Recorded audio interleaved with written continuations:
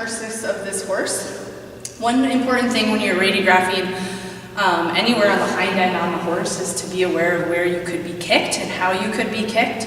So Randy's going to demonstrate how to position yourself in order to not get kicked, or hopefully if the horse does move, that you can move out of the way.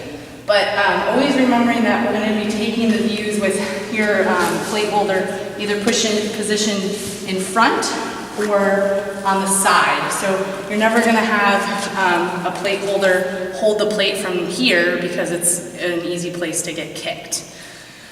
All right, the other thing if we were working on a live horse is that Randy would be really careful about placing the plate between the horse's legs to let them know that she was bringing the plate in there and letting them feel the plate a little bit before just slamming it into position where she could startle them and get kicked. Okay, so we're going to start with the lateral medial view. So Randy will come in from the front like that. And I'm going to ask her to bring the plate towards her a little bit, straight towards her. So I'm going to, with the radiograph machine, I'm going to hold it. Again, I'm going to try to be as level as I can. And I'm going to aim for just above the distal tarsal bones. You can see in the video where I'm aiming. And then I would take the radiograph.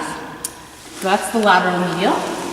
The next view we're going to do is the dorsal plantar view. So again, Randy is going to stand in such a way that hopefully she's least likely to be kicked.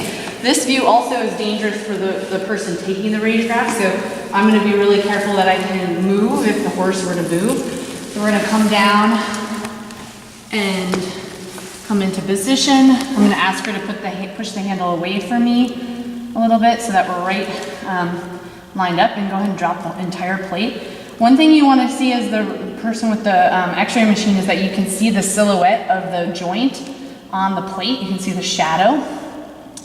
Also, horses tend to toe out a little bit, so in general the hock is going to be pointed out a little more than what you would think. So that's the dorsal plantar view. The next view we'll do is a dorsal lateral plantaromedial oblique. So for this view, Randy's not really going to change positions much. She's just going to rotate the plate about 45 degrees. Go ahead and drop the whole thing down. And again, I'm going to aim for kind of the lower hock joints. Push the plate a little bit more towards the middle of the horse. There we go. And so, as you can see, I'm trying to get her to put the joint right in the middle of the plate so that when I take the film, I have as much of the joint as possible in the film. And then our last view is the dorsal medial plantarolateral. So for this view, I'm going to come around the horse. Randy will just stay where she is, basically, and just rotate the plate 90 degrees from where she was. Pull the plate towards you, and then bring the handle towards me. There you go. So again, we're taking it from the dorsal medial to plantarolateral view. And that's the radiograph of the hock.